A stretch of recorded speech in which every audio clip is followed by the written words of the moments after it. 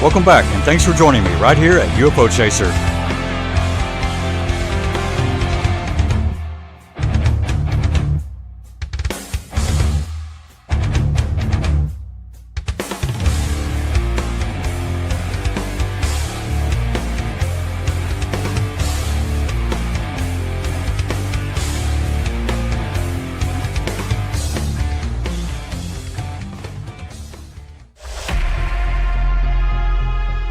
We're assuming that life out there is somehow like life here.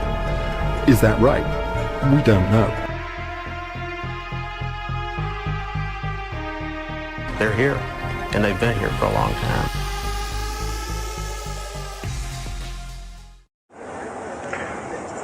Well, some of them have a difficulty in understanding our language. It's too slow to them.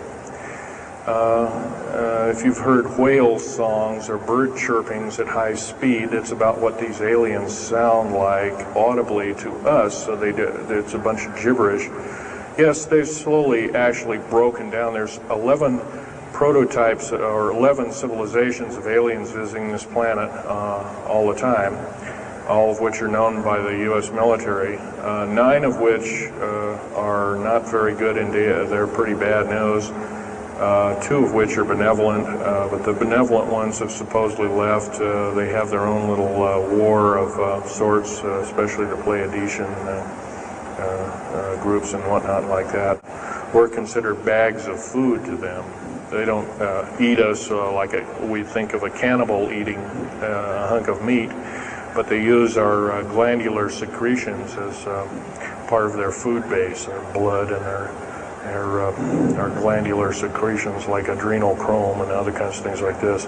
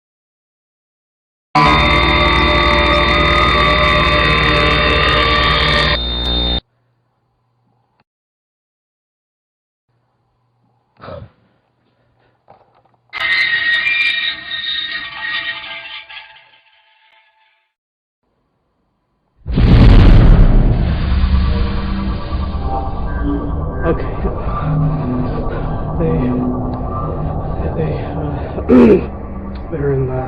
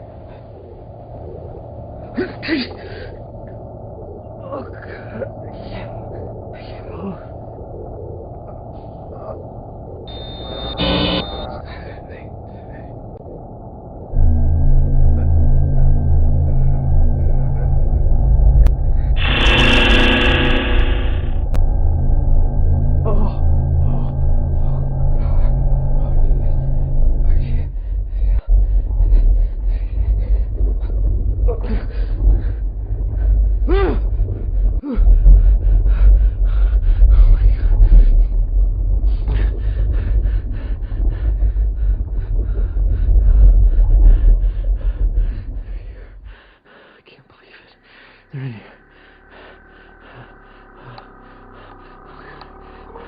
That's what I was talking about. On this side too. Oh my god. They're down there. Get back first.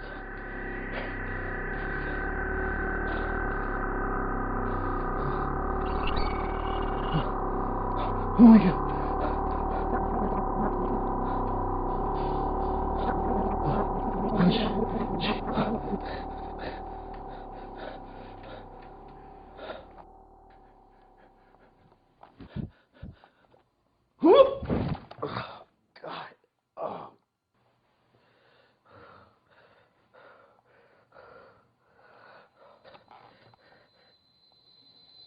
Oh god. See if I can get this light back on.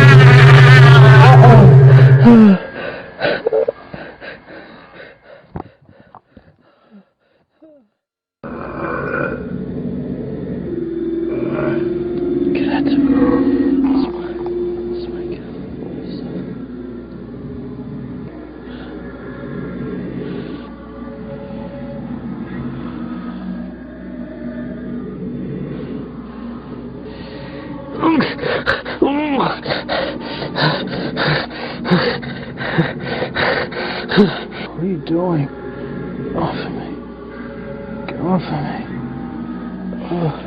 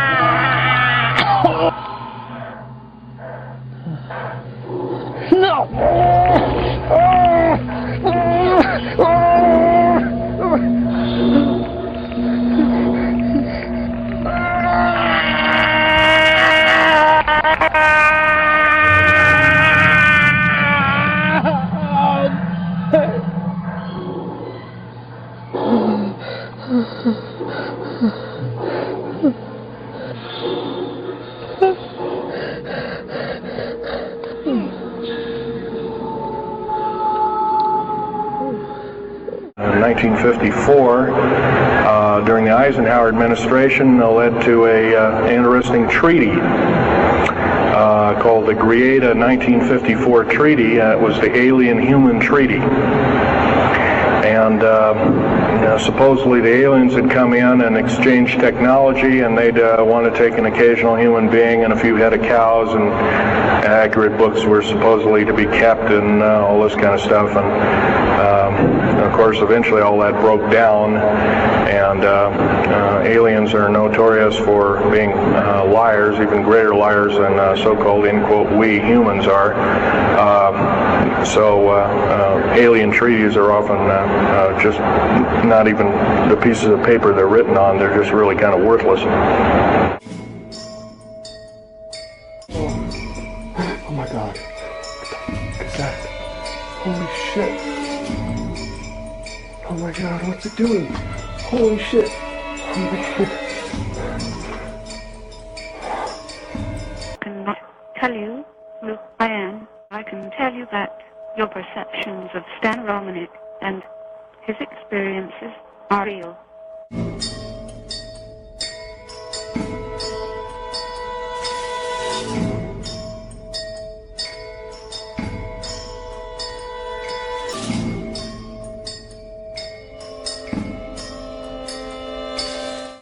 So on a scale of 1 to 10, with 1 being insignificant, 10 being the most significant ever, where does Stan's... 9.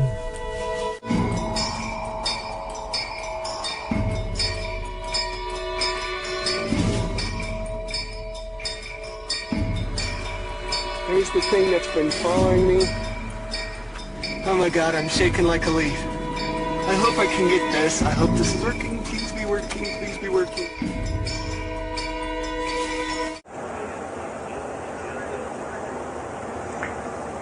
The man asked, do I tie in the alien agenda to the New World Order? Yes, sir, 100%.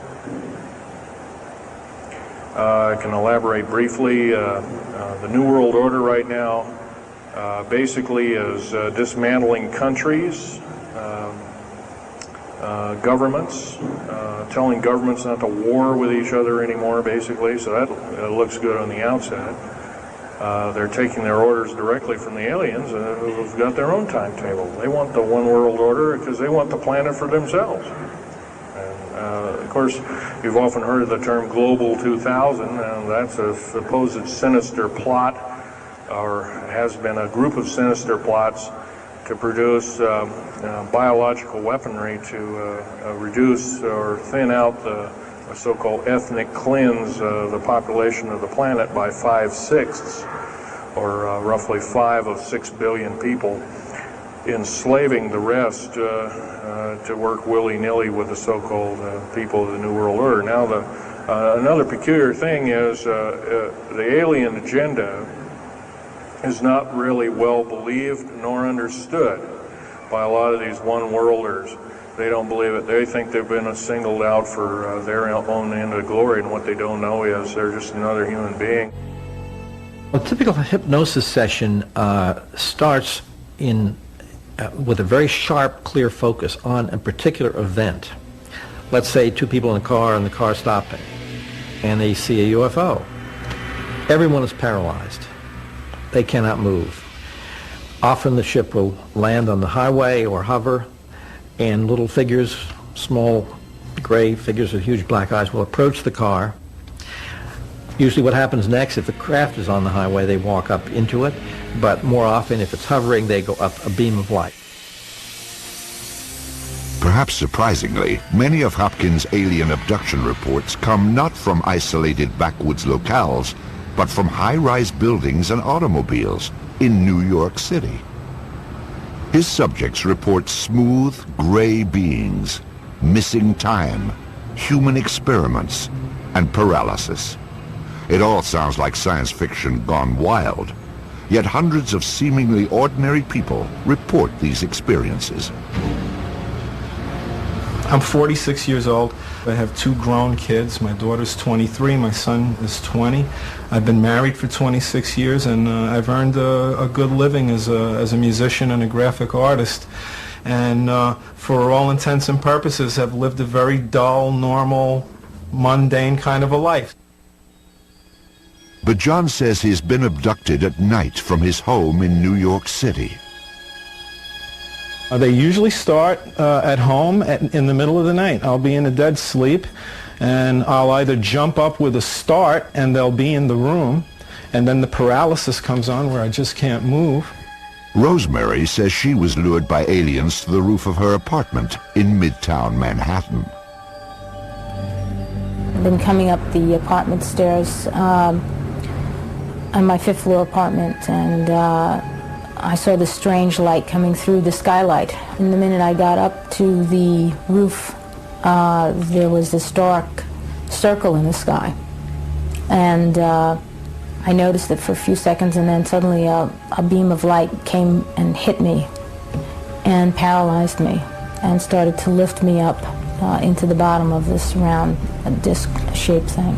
And I'll be taken out of the house and on board a craft, and the medical procedures are performed. I remember it's a round room. There's a pedestal table in the middle of this thing. There are instruments and things that come right out of the walls and from the ceiling. I'll be placed on the table. I'm immobilized. I can't move. Basically, they just put me on a table, and then some kind of a device came down and hit me in the chest because I wasn't breathing very well. And there were these beings around me. This taller being will come over, and there's usually a few of them around me at that point, and One is acting kind of as an anesthetist, where he's keeping me calmed and reassured, while the other guy is performing all of these really painful, intrusive physical procedures. Ultimately, abduction cases rest on the credibility of the witnesses themselves. If you trace the history of this, before this subject was even known, before it was all over television, before people were aware of it, the patterns were already established.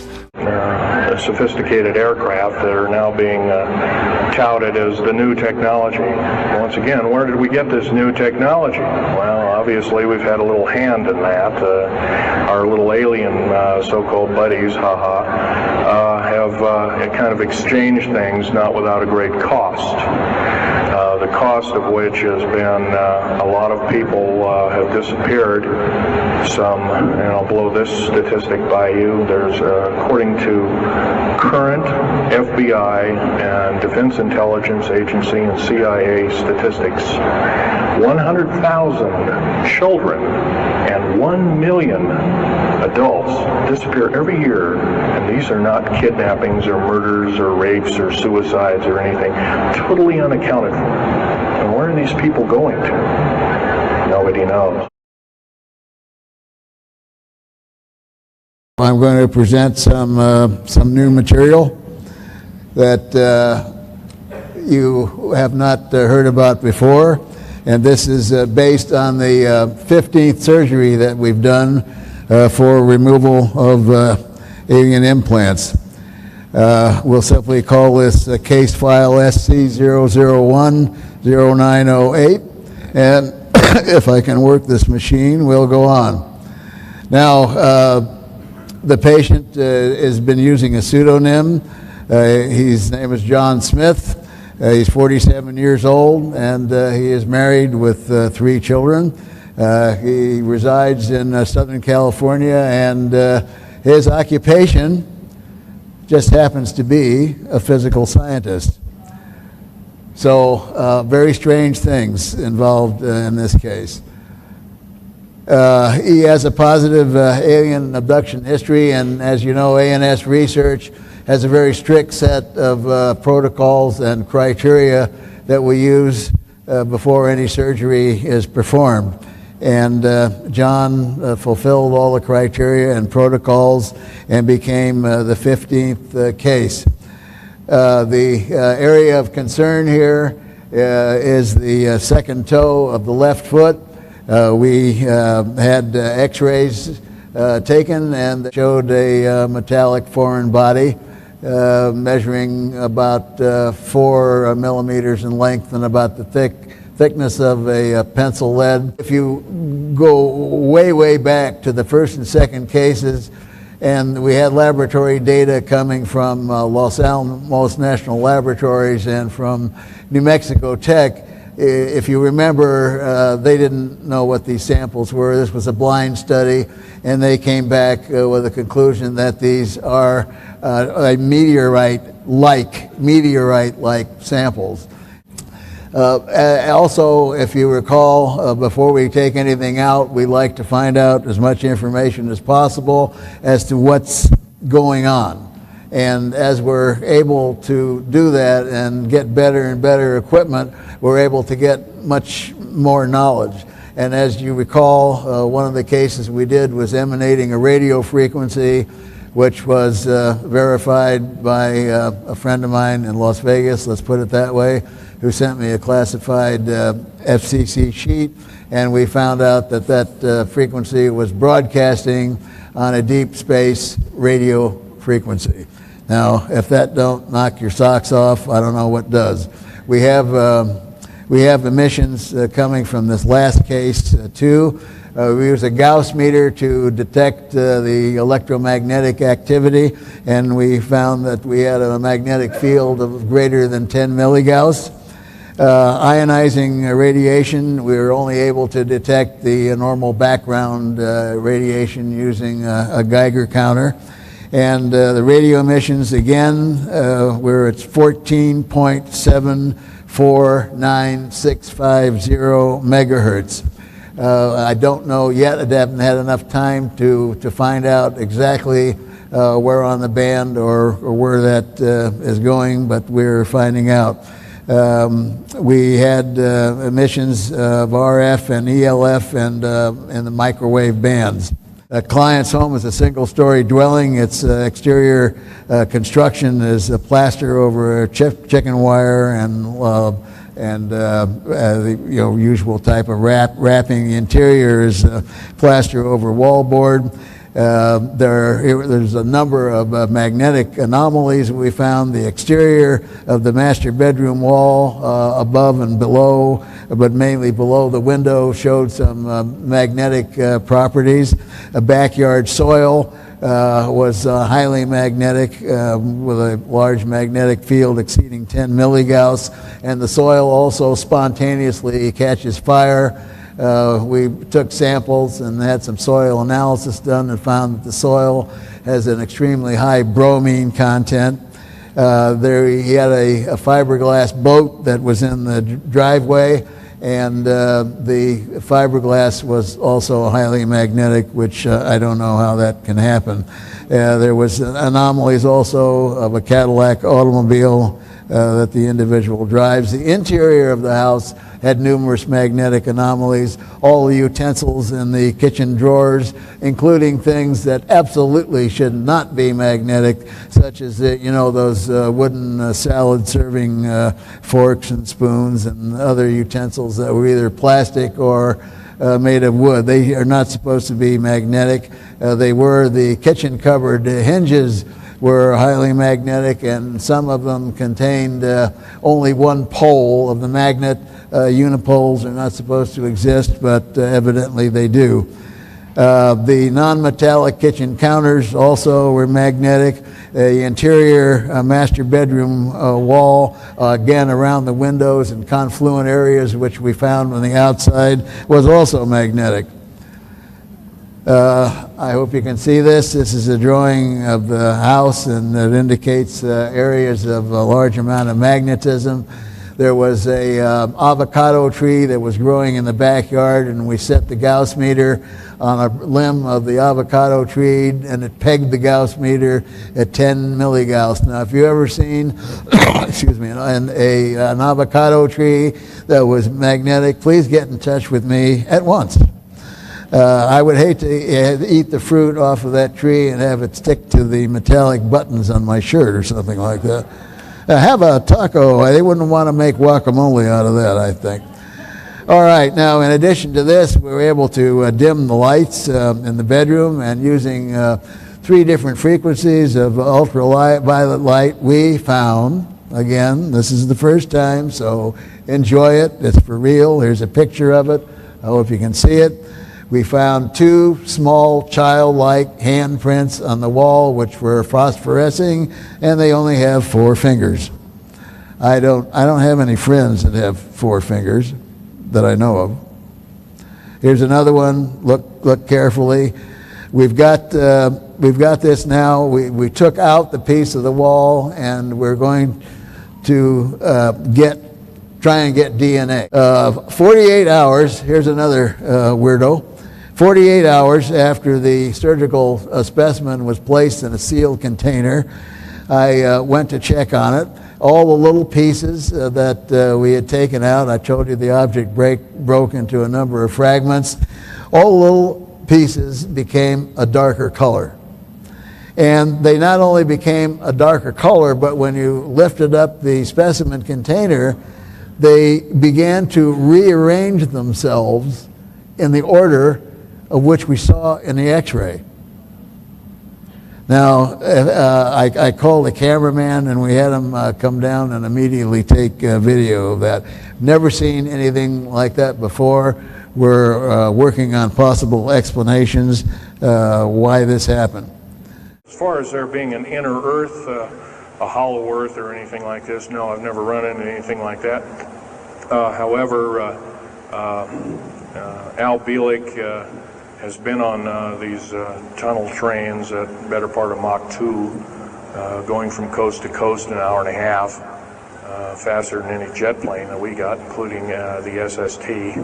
or thereabouts, the same rapid speed. But I helped build a lot of these tunnels, and all of the underground mountain or military bases are connected, all of them, all 131 of them. They're connected both by road, not a big freeway under there, but it's at least a 2 to a 4 lane road, rather narrow lanes, but they're there, and they're also high-speed magneto-leviton train tunnels. Well, there's 131 of them in the United States, 127 of them in the lower 48. There's some in Canada, I'm not counting those, and some in northern Mexico, I'm not counting those either. They average about 4¼ cubic miles hollowed out underground, an average depth of 5,700 feet underground. Average cost $17 to $31 billion each. They employ anywhere from 1,800 to 10,000 people. And some very large ones now being built in Sweden, one of which is repudiated to be 30 cubic miles. It'll take 5 years to build that one at a cost of about $2 trillion. And that's all being supplied by the United Nations. Okay. Yes, they are. The gentleman asked, are these tunnels connected to large caverns? Yes, these large bases are basically like this Coliseum. Everything's underground. Everything's a city underground. Most of these bases both have military bases, and they have all the accoutrements of life. Remember, each one of these costs quite a bundle of dough, and some of it in our tax money, but most of it in clandestine approaches, and that's definitely undermining the country. Is the U.S. government modifying our weather? Yes, that's an affirmative. And we have the U.S. government's been working with the Russians for at least since 1972 and maybe as early as 1966 on weather modification. And it's a well-known fact, and it's well employed. And by the way, they can literally weather modify a hurricane or a tornado out of existence. And the reason they don't do it is pretty obvious.